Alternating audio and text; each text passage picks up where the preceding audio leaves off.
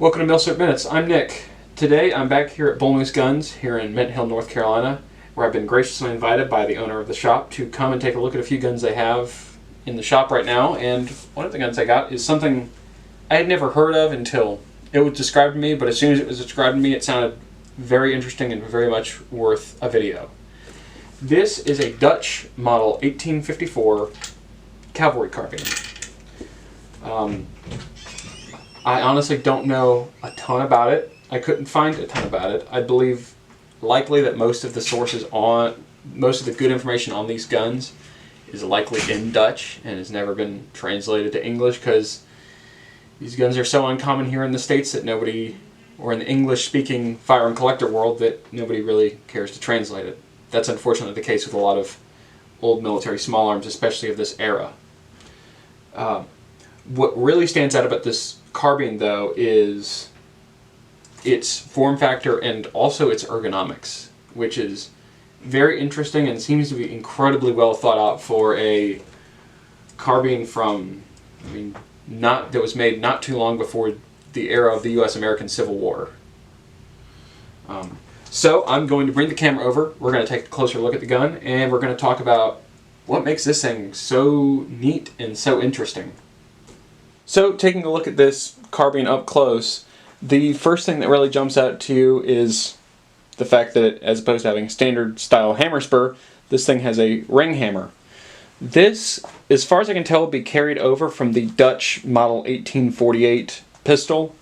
I don't know if those were exclusively used with cavalry, or if it was just kind of the idea that they started messing around with a ring style hammer.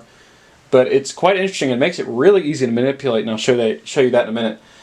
Another thing that's very interesting about this is its short length. This thing, I believe, has, I think, about a 14-inch barrel, 15-inch barrel, which is incredibly short.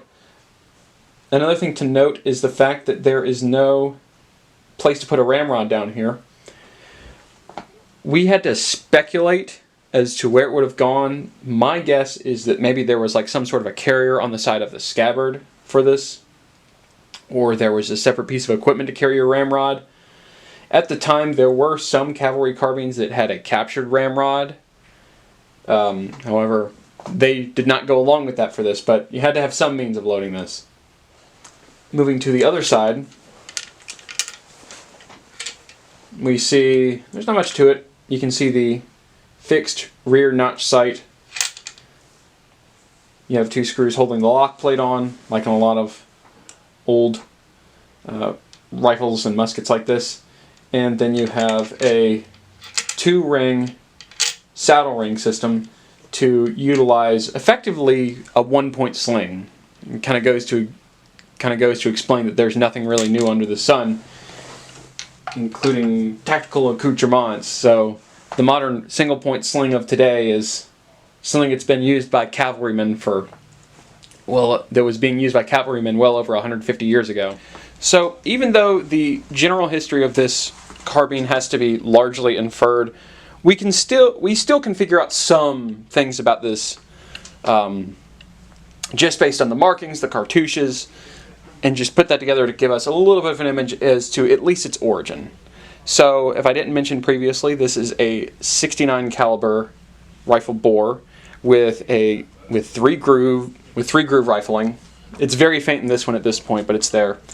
If we look at the cartouche, we can see at the bottom it says that this was made in 1855. On the top it says it was made at, I'm going to butcher the pronunciation and I'm going to write it on screen here, Maastricht. And it has a crown over W for King William. On the butt plate, we have what I'm assuming to be unit issuance marks. So we have an 1856, so I assume that means that this got to its first unit in 1856.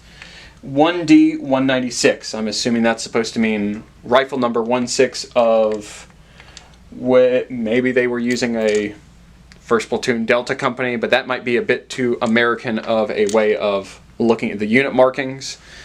It could be 1st, D Battalion, 1st Regiment of a certain brigade. I really don't know how Dutch cavalry units were structured in the 1850s, but this is just what I can derive from it. And then here on the other side, we have an 1855 date stamp on the barrel, as well as a serial number of 196 on the other side of the barrel shank. I don't believe that's supposed to mean that this is the 196th of these carbines ever made. There weren't a ton. These come up for sale pretty rarely. There's some of them still kicking around in Europe. One came up on Rock Island a couple of years back. They don't command a huge price, but honestly, I think it's such a cool gun. And in a minute here, I'll show you the manual of arms of this thing and just how easy this thing is to manipulate. And just that's what just makes this thing so dang interesting. So we're gonna move the camera over, and I'm gonna show you guys what this thing looks like, how you'd handle it, and operate it. So here I've got the carbine, and within my hands you can really see how short and compact this is, and how this thing would be very conducive to use on horseback by a cavalryman. So what I find to be really interesting is just how short this is and how handy this is, and how theoretically from the back of a horse you could single-handedly fire this with quite a bit of ease. You know, say having a scabbard here or here, draw it up. One thing that's also quite interesting is that normally on many percussion rifles, the half-cock position is normally way back here to where you could attach it or put a cap on, whereas the half-cock position here is just seated right over the nipple. I believe the idea is that you were supposed to half-cock it or fully cock it, put a nipple on, and then drop it back down to the half-cock position and ride with the nipple, with the cap on the nipple, and maybe a loaded carbine. Maybe you load it once you meet an engagement. That's still being said. You also have these finger grooves here behind the trigger guard, which gives you a nice grip, but also I feel like gives you something to kind of push against.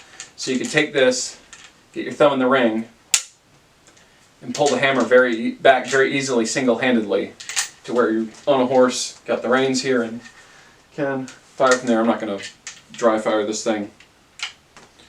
And you got a fairly short barrel, so you don't have a whole lot to manipulate. You can get your shot back in the barrel, your ramrod in, still on horseback without having to really worry about anything getting too far away from you.